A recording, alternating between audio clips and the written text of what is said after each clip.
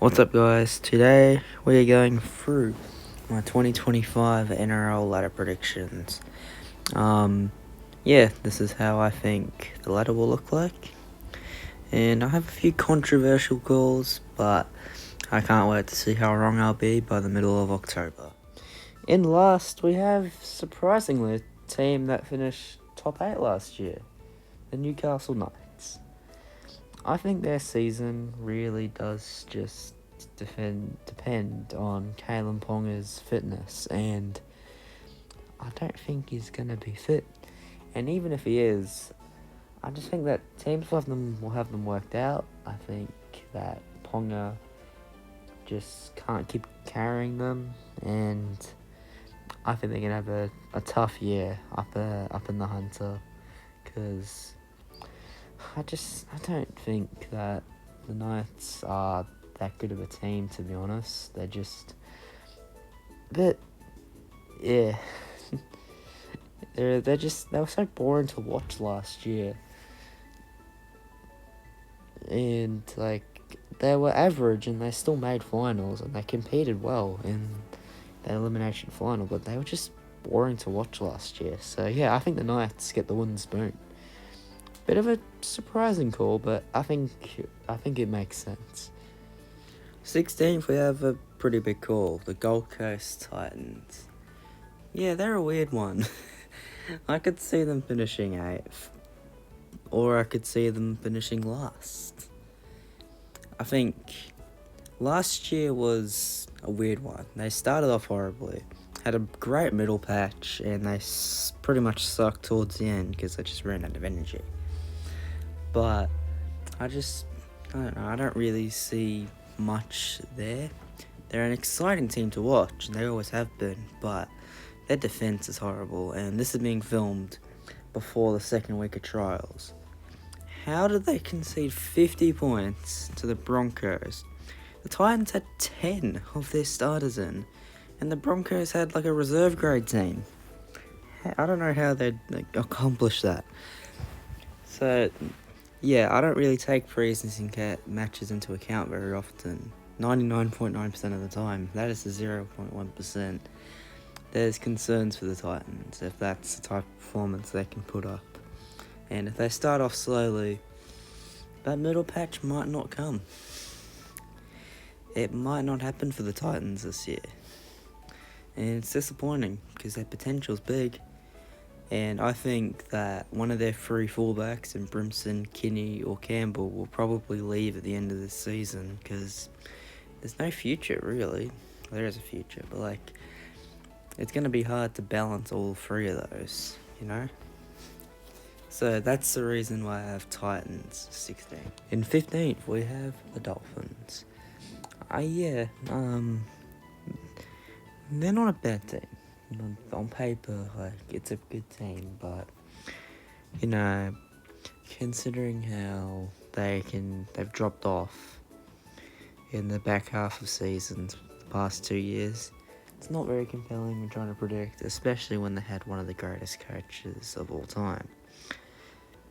But their replacement for him is not bad. Christian Wolf is definitely not a bad coach. He's a good coach, but I just don't think he can take this Dolphins side to the top half of the ladder, which I think most NRL fans probably want to see by now. It's their third year, and I think the Titans, they made finals in their third year.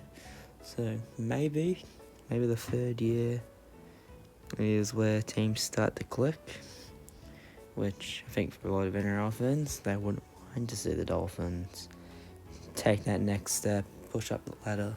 They've got a very exciting team, and Daniel Saifidi, I do rate him. He's a pretty good player, but I don't think that the Finns will push into the top half of the ladder.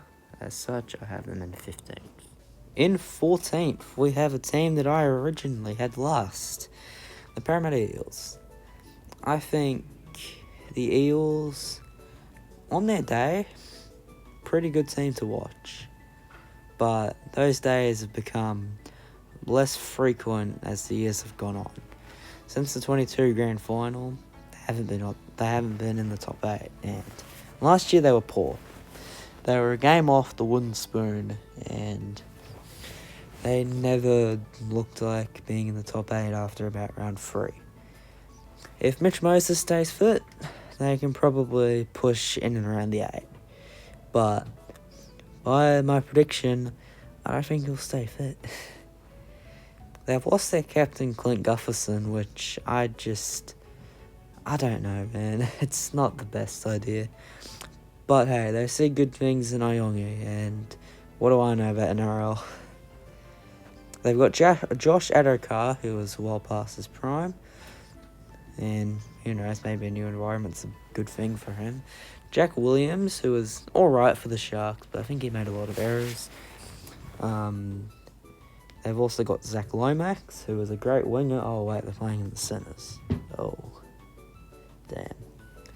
And the one player that they've lost that I think is not getting talked about at all is Regan Campbell-Gillard. He's a massive loss.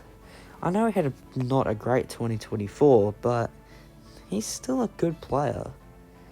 He's still a pretty good front rower, and while he's aging, he's still a pretty good player to have on your team. But I think Parramatta, despite the finishing 14th, I think there could be a win or two outside the 8. I think this season's going to be really close. So yeah, I think I have Parramatta 14th. But I do see the upside in Parramatta, unlike the 3 teams below them.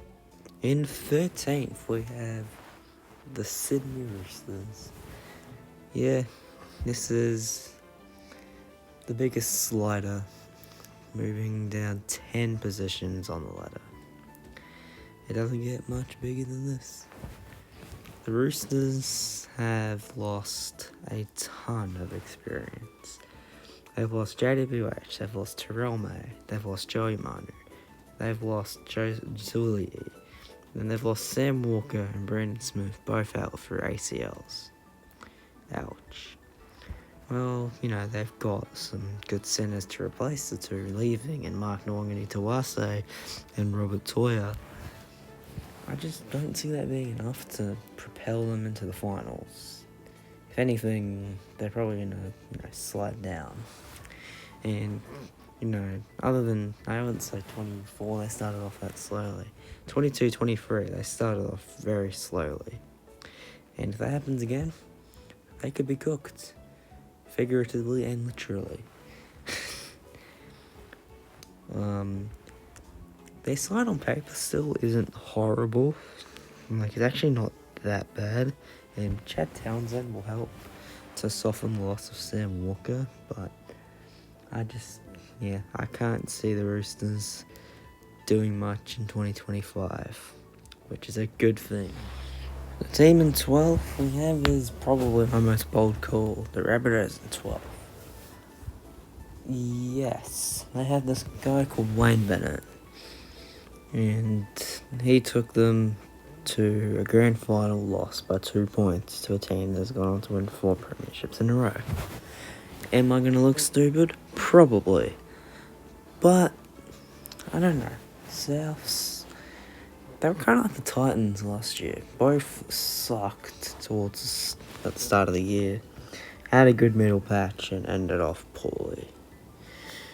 And they have, a lot of talent. Their team is very talented. They had a very, poor 24, yes. But, I don't know. There's just something about them that makes me not want them to put them in the 8 or any higher than 12th. I could see them, they're a team that could finish top 4 or bottom 4, and I genuinely wouldn't be shocked. They've got, great attacking weapons, and they're they're a very potent attacking team, but it's just their defence, and I don't think they missed finals under Wayne the first time, so that'd be a good start already.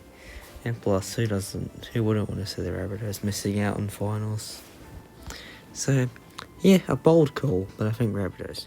The team in 11th I have is the Bulldogs. This is controversial.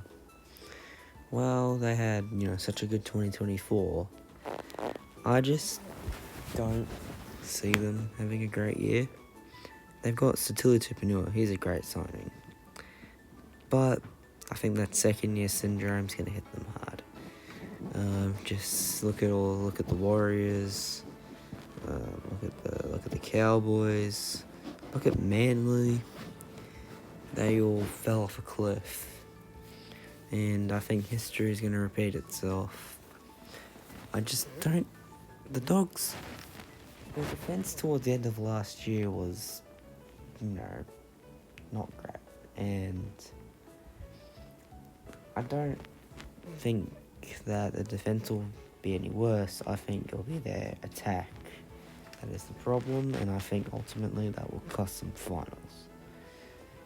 It is their 90th year, so maybe that will give them something. But that was the Tigers' 25th year last year, their anniversary logo. We all saw how that one went, so yeah, it's a tough one for the Dogs, but I do think that they will miss out on finals in 2025. In 10th, we have my boys, the West Tigers. Now, before all of you comment in the comment section, Tiger Walker, you're delusional. How do you have us, the Freaks Giant Wooden Spooners, 10th? How? I'll tell you why. The Tigers' acquisitions over the off-season have been very smart by coach Benji Marshall in his second season. In his first one, we finished last. It was more positive than the latter position suggested. And with the likes of, experience like Jack Bird, we're going to be a tough side to play. Especially with the development of young players like Fanua Pole, Samuela Fainu, Dream Buller and Lockie Galvin, along with others that might not get as much game time, but will still get game time, such as Latu Fainu and Talanda Silva. The Tigers are looking on the up. And as a Tigers fan, it's going to be nice to see. Obviously, the name on everyone's mind, Jerome Luai, should hopefully lead the Tigers into a finals push. Will we make finals? Well, considering I have us 10th, I don't think so. Are we a chance at finals? Different story. We can definitely make the finals. Not a lot of people, there is a decently big group of people who think we will make finals. And obviously I don't personally see us making it. We definitely can. And I wouldn't be able to say that previous years. I think that we are on the rise. And I think Terrell May and Royce Hunt are two very good players. Very good front rowers, paired with a try-scoring prowess of Sunia Taruva. And I'd say the depth covered by Jarrell Skelton. So yeah, I think the Tigers will finish 10th. And I think it will be a very interesting season to watch from the Tigers. In 9th, we have the New Zealand Warriors. The Warriors coming off a pretty poor 2024, with injuries really derailing their season. Things look better this year, with the addition of James Fisher-Harris and a few other players such as Tanner Boyd, Aaron Clark, and even Sam Healey, who hasn't played an NRL game yet, but has shone at New South Wales Cup level. If the Warriors can get their game going, they can easily push into finals, but unfortunately for Waz fans, some of their losses are a bit much. I mean, they've lost Sean Johnson. I don't think he's as big of a loss as other people are making it out to be, because the Warriors, when Johnson wasn't playing, arguably played better last year. I think they beat the Cowboys 42-12 without Johnson. Schnell and Tamari were their halves in that game, and I think it'll be a good year, but I think they'll stumble at the final hurdle, losing to the team in 8th in the last round, and that team in 8th, we have the Manly Sea Eagles, coming off a great year in 24. I think they'll be around the mark again. I just think other teams around them will get better. Yeah, they're a strong team. To be fair, they don't have Lockie Croker, I'm pretty sure. I could be wrong about that. I think Jazz Tavanga is a pretty good get. For, the loss of Carl Lawton is not great. It's two kind of similar players. I think that, unfortunately, it's going to be a strong season from the boys on the Northern Beaches. They finish 8th. In 7th, we have a bit of a roughie, a bit of a smoky, you could say. But I've got the Raiders. The Raiders team on paper, yes, is not very strong. But every year, Ricky Stewart gets the best out of these boys. Last year, they were pretty close to the finals. They beat the Roosters and Panthers, and if it wasn't, if they needed the Knights and Dolphins to draw in the last round, despite that, they could have made it. They were certainly good enough last year. Just, they had some poor performances and those cost them. When they lost, they lost big. But I think that the boys, the Bad and Mean Green Machine, the fearsome men from the ACT, I think they are going to have a great season. And I think they're going to finish 7th. And they always seem to cause an upset in the finals. So I think the Raiders will play the next team, and they will beat them, and then probably lose in the semi-finals in the second week. And plus, if Jamal Fogarty if he had a full year last year, they would have probably made finals. But he missed, I think, 12 weeks or something. So, yeah. Let's see what the Green Machine has to offer in 25, and I think they'll make finals. In 6th place, we have the St George Illawarra Dragons. I think that Shane Flanagan can get the best out of these boys, and their signings are pretty good. Val Holmes, while he's probably not in his prime anymore, he's still a good player, and he has played under Flanagan before, which could help him, take the next step and help this Dragons team take the next step. Damien Cook and Clint Gutherson, both pretty experienced leaders from other clubs, and hopefully can lead this Dragons team up the ladder. Lockie Ilias, realistically, he's going to be their halfback this year. And that's my only concern for the Dragons, their halves. If Flanagan or Ilias goes down, they're cooked. They got rid of Jesse Marshke. They're one halves replacement. I think their only option if one of those two goes down is to put Clint Gutherson to 5'8", which I don't know if that's going to work. But I think the Dragons are good enough. They were great last year. They lost their last 3 in heartbreaking style, but they can definitely make the finals this year. I mean, I could say that about any club, to be fair, but I think they've got a genuine chance of making finals. How deep will they go? They won't make it past the first week. They'll lose to the Raiders, but I think they can break a 6-year finals drought. Seriously, it's 6 years. That's crazy. So yeah, I have the Dragons in 6. Bit of a, controversial one. In 5th, we have the Brisbane Broncos. The Broncos had a pretty poor season in 2024, with 2 really bad losses to end off their season, just pretty much defining their year. They really didn't care in those last 2 games, and that was poor. But things are looking positive this year. Ben Hunt is at the club. He's a quote-unquote new signing. And he's going to be filling in at 5'8" until Ezra Mam comes back from his suspension. Hopefully Hunt will move to hooker, which will be interesting to see. The Broncos, like, while I do think they'll make finals, they still have a great team on paper. This team pretty much lost to the Panthers by 2 points and was one ultra chin stink performance away from winning the premiership. So, yeah, I think there's not much to say about the Broncos. Madge is a great coach. And the fact that they put 50 points on the Titans with their reserve grade team against a pretty full Titans team, yeah, that's a bit, it's hard to push back a top 4 spot for them. But I think they have to. I think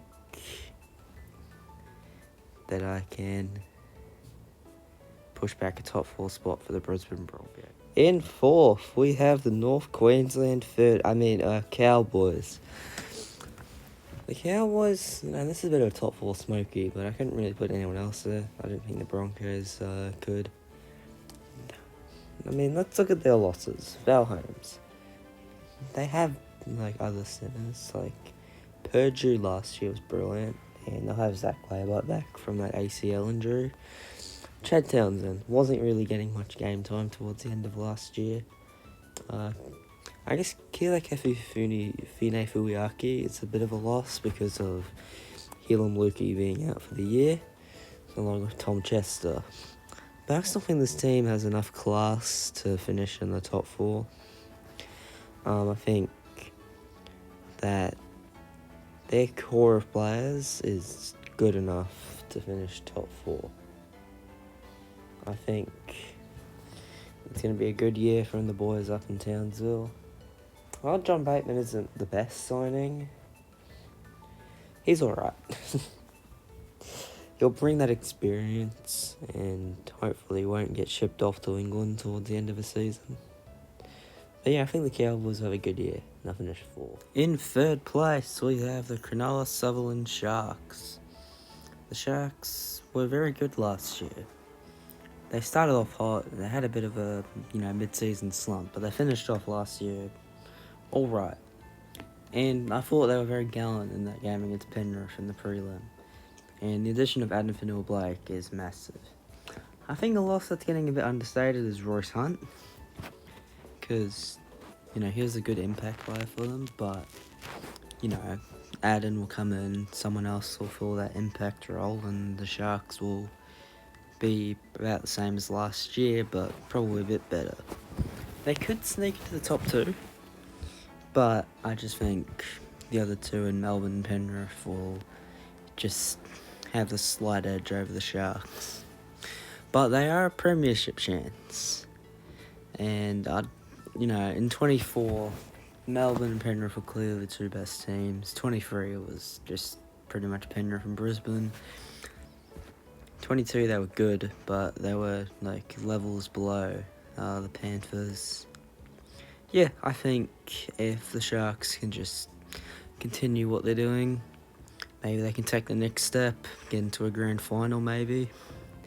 Be their first since their historic premiership in 2016. Yeah, it's looking positive for the fans in the Sutherland Shire with a stadium that holds 11,000 people. In 2nd, we have the reigning premiers, the Penrith Panthers. What can you really say about these guys? They've been up there the last 5 years, and while they have had probably, their biggest losses out of all the losses they've had in their, 4-peat era, they're still a bloody good team. Jerome Lua and James Fisher-Harris are still massive losses. Sunia Taruva as well is a big loss. But they're Penrith. They're going to be up the top of the ladder. You'd be pretty dumb if you didn't have them up the top of the ladder. So, Penrith in 2nd for me. In 1st, we have the one, the only, the most successful team in the NRL era, the Melbourne Storm. It pains me to say this, because like most NRL fans, I'm not a big fan of the Storm. But you have to admire just how dominant they've been, or how good they have been. Haven't missed finals in like 22 years or something. Haven't lost a round one game under Craig Bellamy. Their team is as stacked as ever, like especially in the spine. That spine is gonna, get you to a prelim final pretty much every year. And the rest of the team is good. They've only had one signing, I'm pretty sure, which is Stefano Uto Ikamanu. And he's a very, very overrated signing. A lot of people are hyping him up, and I know the Storm system and all that, but I don't think Stefano is that good of a player, in my opinion. I think his first year at the Tigers in 21, he was good, but after then he just didn't really care. I think he's a very overrated signing. I think the Storm, though, it doesn't matter. They're going to finish minor premiers. They're the best team all year last year. Didn't win the premiership. I think they'll go deep into finals again. Will they win the premiership? Who knows? So yeah, I think the Storm, they get their second straight minor premiership.